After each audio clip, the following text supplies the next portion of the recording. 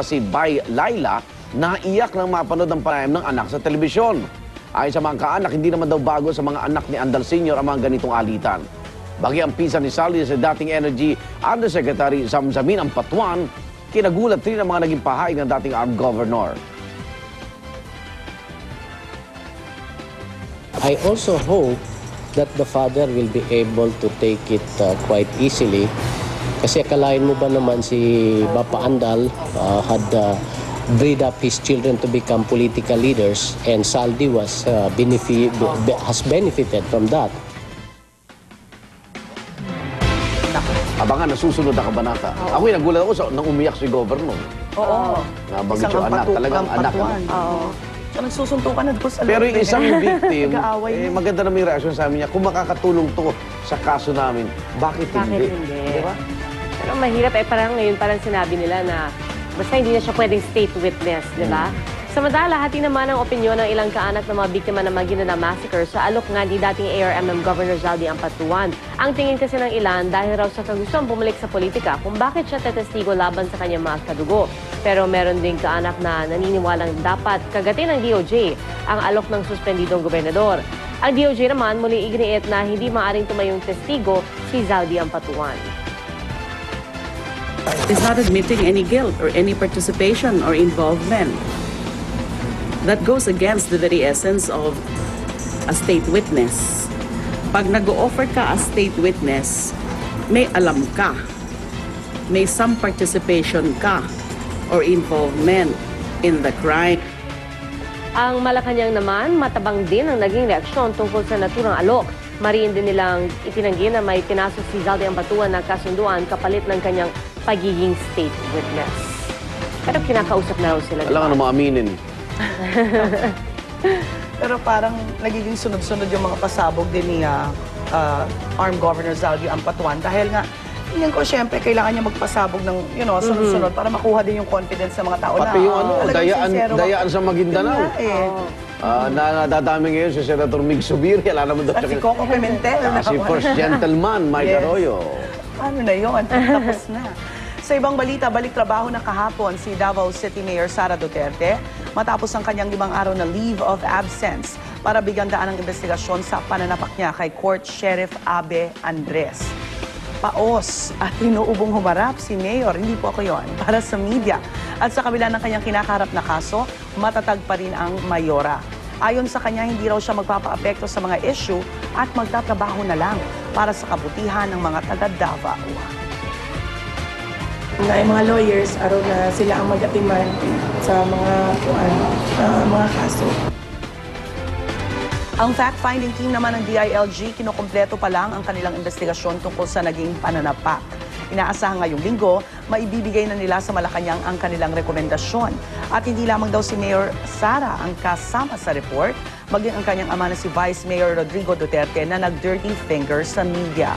Ang Commission on Human Rights naman, dumistansya na sa kaso ni Mayor Sara ngayong may binuunang fact-finding team, ang DILG. Swerte. Mga takot lahat. Kung kaalyado yan ni Gloria Arroyo, kinabukasan nung nanapak, wala na, may kaso na.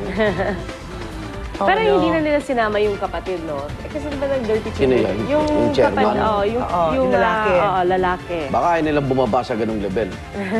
Pero actually, natuloy na po yung demolition natin, doon. may kaso na naman. Natuloy din. Matutuloy din naman eh. Oo, kasi yung sheriff nga mismo, ayaw na eh. Si Abby mismo, ayaw na niya eh. Magsampa ng kaso. Gusto na niya ipagpatuloy na lang yung kanyang trabaho. Ang takot eh. Kapayapa na po siya. Pasadaan natin ang mga balita sa mga ito. Narito na ang Ronda Reports.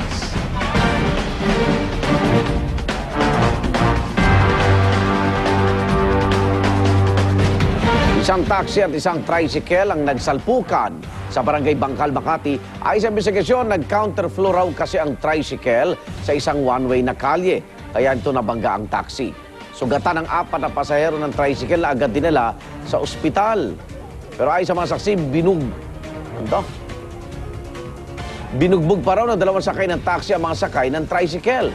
Todo tanggi ang mga pasahero ng taxi sa bintang pero agad silang inimbitahan sa presinto. Habang ang tricycle driver naman kakasuhan ng reckless imprudence resulting to damage to property. Counterflow. Sa ibang balita naman, mag-inang US citizen at isang kamag-anak nila tinangay ng mga hindi pa nakikilalang armadong kalalakihan sa Zamboanga City. Kinilala mga biyag na si Jerfa Yitz Lanzman at ang 14 na taong gulang niyang anak na lalaki na napag-alamang nagbabakasyon sa isla ng Sakol ng Dukutin kahapon na madaling araw. Kabilang din sa mga dinukot ay isang taga-Basila na si Romnick Jacaria na pamangkin ni Jerfa. Nakatakda silang bumalik sa Amerika sana. Yung mag-iina kahapon, tinutugis siya ngayon na militar ang grupong nasa likod ng abduction pa lang daw eh. Wala pang komunikasyon na humihingi ng ransom. Kidnapping. Sa iba pang balita, tuloy-tuloy pa rin ang ginawang pagbabaklas ng MMDA sa mga billboard na tampok ang ilang sexing larawan. At isa sa mga pinakabagong nasampulan, ang billboard po ni Christine Reyes na naka two-piece swimsuit.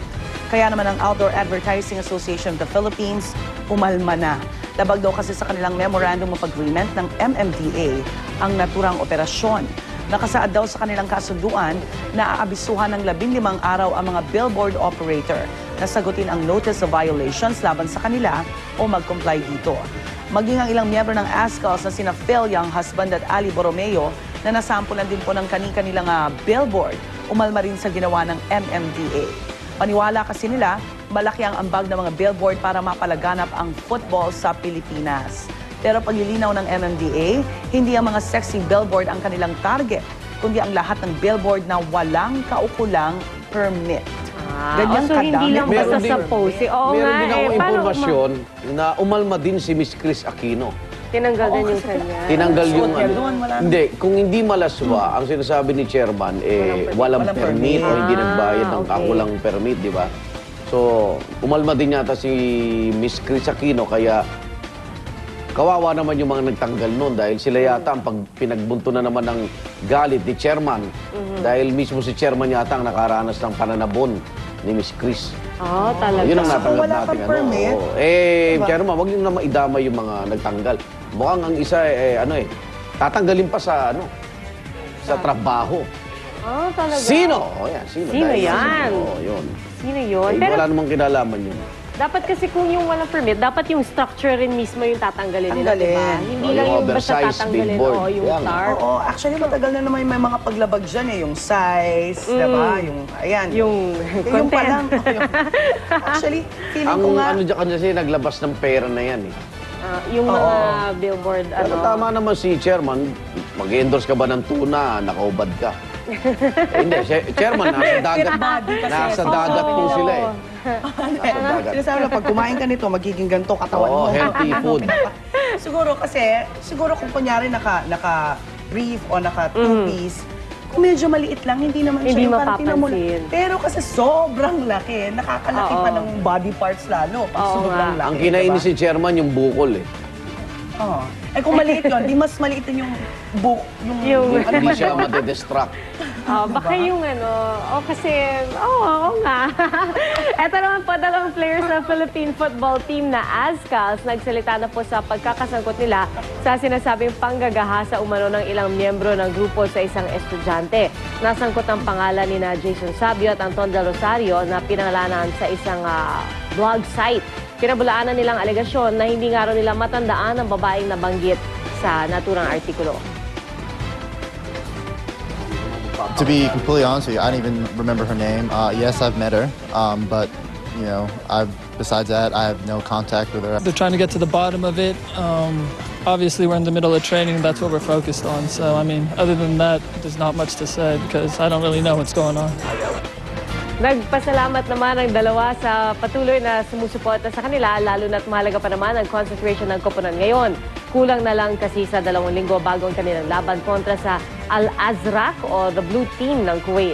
Patuloy naman ang training ng ASCALS at nanatiling solid ang kanilang teammates para kina Sabio at Del Rosario. So, pero totoo yung babae? Tao siya? Talaga Meron talaga, kasi